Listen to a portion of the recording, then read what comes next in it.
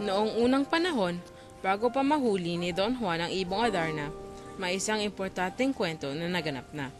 Si Doña Maria na napangasawa ni Don Juan ay isa lamang mumunting prinsesa. Bata pa at wala pang mahika. Ano ang ibig mong sabihin? Hindi pwede mag-away kami ni Maria. Huwag po kayong magalit, mahal na hari.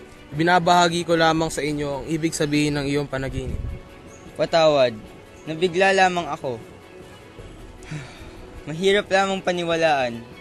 Meron po ba akong magagawa upang mapigilan ito? Papa, ano pong nangyari? Nakarinig po ako ng sigawan. Wala ito, Iha. Bumalik ka na lamang sa iyong silid. Opo, Papa. Nakikita mo, napakaganda ng aming relasyon.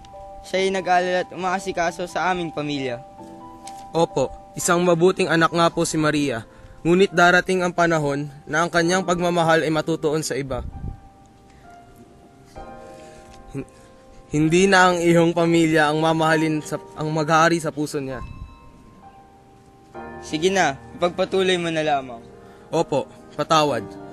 Pagsapit ng 12 kaarawan ni Maria, 7 diwata ang dadalaw sa kanya.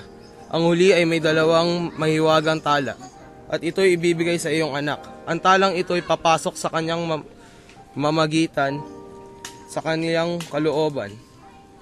Ito ang dahil kung bakit laging mananatiling matapat at mabuti ang kalooban ng iyong anak. Hindi ko maintindihan. Wala akong makitang masama sa pangyayaring ito. Meron pa po, higit sa lahat, ang talang ito ay may kapangyarihang pag ito'y naibigan at natanggap ng iyong anak, siya ay mabibigyan ng tanyag na abilidad. Ang kakayahang kontrolin ang Mahika Blanca. Aba lalong magaling. Marami magnanais na matutulungan sila ng aking anak. Maaari po, marami nga pong matutuwa sa kanyang mahika. Maliban lamang po sa inyo, dahil ang mahikang ito ay makakasira sa relasyon ng pagdating ng iyong panahon.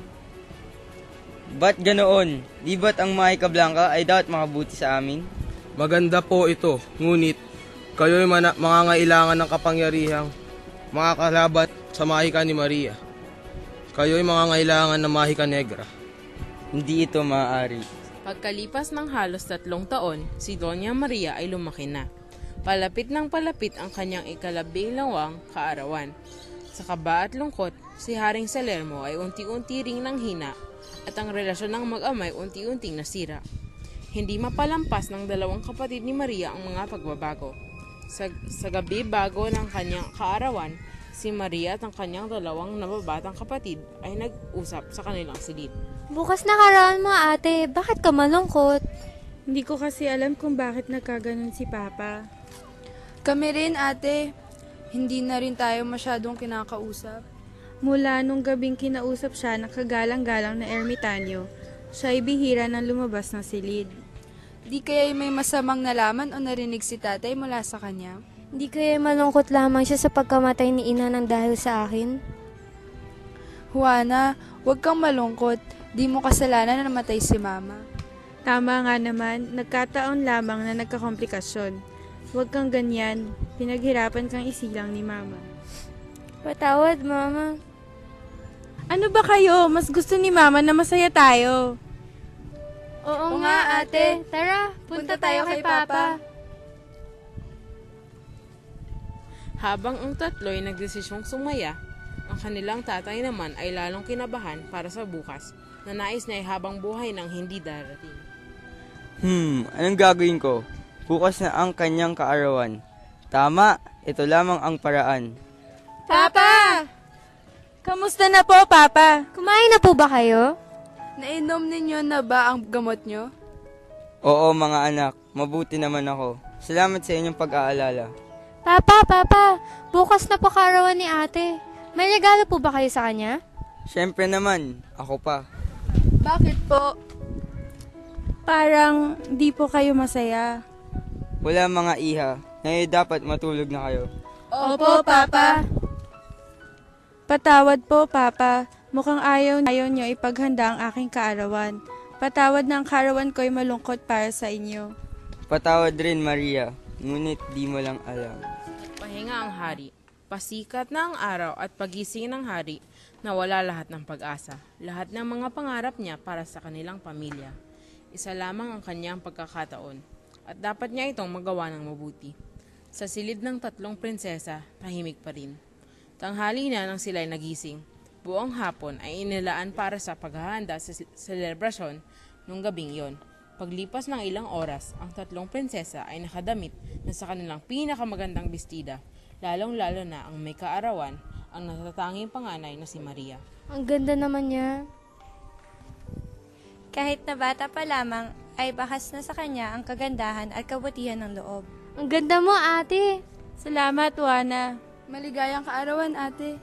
Maligaya ako at kasama ko kayo ni Wana. Maligayang kaarawan, anak.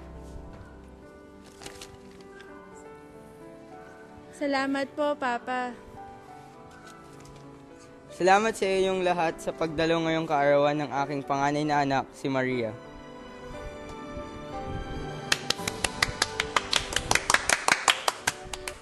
Gayunpaman, tayo magsimula ng magsaya.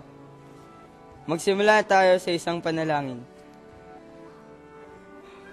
Mahal na Panginoon, biyayain niyo po itong araw na ito, isang espesyal na araw sa buhay ng aking anak. Sana lagi po kaming makasama bilang pamilya. Lagi ninyo po kaming subaybayan. Iaalay namin ang araw na ito sa inyo. Panginoon, Amen. Simulan na ang selebrasyon. At nagsimula nga, may mga taga-aliw, mananayaw, mga hayop na sinanay na maglaro sa apoy, mga awit, mga makukulay na dekorasyon at karamitan. Pagkatapos ng aliwan at kainan, natira na lamang ang bigayan ng regalo. Isa-isang nagbigay ng regalo ang mga bisita, hanggang sa huling 7. Isang pamilya ng mga diwata. Bawat diwata ay may biyaya. May natatanging regalo sa munting prinsesa. Si Haring Salermo ay kampante sa bawat isa. Sa totoo lang, siya ay natutuwa sa kanilang mga regalo, maliban lamang sa pinakahuli. Maligayang kaarawan, mahal na prinsesa. Salamat po, Tita Ava. Ako'y natutuwa na ikaw ay makarating. Ako ay may magandang sorpresa sa'yo. Mukhang napakaganda naman itong regalo niyo, Tita. Si Maria ay galak na galak. Ang regalo ay kanyang tinanggap at pinakinggan habang iginugulo ang kahon. Habang naaaliw si Maria sa paghula ng kanyang regalo, si Haring Salermo ay unti-unting naglabas ng kanyang espada. Sabay na sabay ang dalawang pangyayari. Pagbukas at pagpasok ng tala sa katawan ni Maria at ang pagkasawi ng ikapitong diwata. Aba! Pagbabayaran mo ito! Wag! Ang Maika Blanca? Papa! Pagbabayaran mo ang tangka sa buhay ng mahal na hari. Hindi patas ito, hari lamang siya. Ang kapatid ko ay pinatay ng hari iyan. Maria? Anak? Papa? Papa, kamusta na po kayo? Nasaktan po ba kayo? Walang masakit, iha. Papa, wag po! Hindi ito maaari. Hindi pwedeng isang demonyong gaya mo ay makakagamit ng Maika Negros. Ha? Po? Ang iyong ama ay nakatanggap ng isang matinding kapangyarihan, ngunit kasama na rin dito ay ang pag-iiba ng kanyang ugali at pamumuhay. Anong ibig niyong sabihin? Patawad, iha, pero kailanman ay di nyo naman madadama na ang dating pagsasama ninyo bilang isang pamilya. Hindi ko maintindihan. Ano po ba ang nangyayari? Ano? Ano ang binigay sa akin ni Tita Ava? Ngayon, may taglay ka ng Mahika. Ang Mahika Blanca, ito ay dapat mong ilinang at maalagaan. Gamitin mo rin to ng maayos para sa kabubuti ng lahat. Lumayas na kayo mga diwata. Walang lugar dito para sa inyo. Opo, mahal na hari. Dapat lang na kami umalis. Di kami nararapat sa isang lugar kung saan tumatahan ang isang demonyo. Layas! Magsiakyat na kayong 3. Oras na para kayo matulog. Papa! Lakad, Maria. Opo, Papa. Tara na, ate. Pagkalipas ng ilang taon, si Isabel at Juana ay nagdiwang na rin ang kani-kanilang ika-12 kaarawan. Ang tatlong magkakapatid ay nagtulong-tulong para mapasaya at maprotektahan ang isa't isa. Ngunit, gaya ng lahat ng magkakapatid, di maiiwasan ang magkainggitan sa pamilya. Isang araw, Si Isabel ay nagbabasa ng libro tungkol sa mahika upang higit na maintindihan ang kapangyarihan ng kanyang kapatid habang si Juana naman ay pinapanood si Maria sa kanyang pag-iensayo. Ang galing niya, di ba? Oo nga. Di ka ba naiinggit sa kapangyarihan ni ate? Minsan. Di ko maintindihan kung bakit siya at si ama ay mayroong kapangyarihan. Sabihin mo, bakit sila lang? Mahirap na hindi mainggit kay ate. Ang daming may gusto sa kanya. Ang daming espesyal na gamit at pagtrato sa kanya. Oo nga. Bakit kasi siya lang? Di ko rin maintindihan. Magandang hapon! Kamusta, ate? May bumabagabag ba sa inyo? Parang wala kayong gana. Sabihin niyo naman sa akin, di ba magkakapatid tayo? Walang mga sikreto. Oo nga, ate. Ano? Di ba ikaw yung mas matanda? Huh? Ate, magagalit ka ba pag sabihin ko sa'yo na minsan naiinggit kami ni Juana sa'yo? Dahil sa aking mahika? Oo. Sa totoo lang, hindi. Talaga, ate? Kasi miski ako nabibighani sa aking kapangyarihan. Ay, ngunit itong mahikang ito ay isang problema, di ba?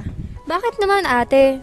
Dahil sa kapangyarihang iyan ay maraming magandang naidulot sa ating kaharian at sa ating magkakapatid, lalo na sa iyo. Oo nga. Di ba't lagi ka binibisita at ina-ensayo ng mga diwata? At laging may pasalubong? Oo nga, pero isipin nyo, kung hindi ito pinagkaloob sa akin, masisira ba ang pamilya natin? Magkakaroon pa kaya ng isang pagitan sa amin ni Ama? Ang dalawa ay napatungo, nahihiya sa kanilang pagkasarili. Aking mga kapatid, di ba't malungkot ito? Oo nga, ate. Kung ako pa ikaw, kung pwede lamang, ay ibabalik ko ang aking kapangyarihan. Kung ito'y makakabul muli sa ating pamilya. Tahan na. Tahan na, Juana. Patawad, ate. Patawad. Nainggit pa kami sa'yo. Ngunit, isang mabigat din pala na bagay ang mahika mo. Patawad, ate. Walang dapat iyakan. Walang dapat ipagpatawad. Ang importante ay mahal natin ang isa't isa. Sama-sama tayong tatlo. Dapat masaya tayong tatlo. At laging nagbibigay lakas sa isa't isa. Naintindihan niyo ba? Opo, ate. Magkakampi tayong tatlo. Mahal na mahal ko kayo. Mahal ka rin namin, ate.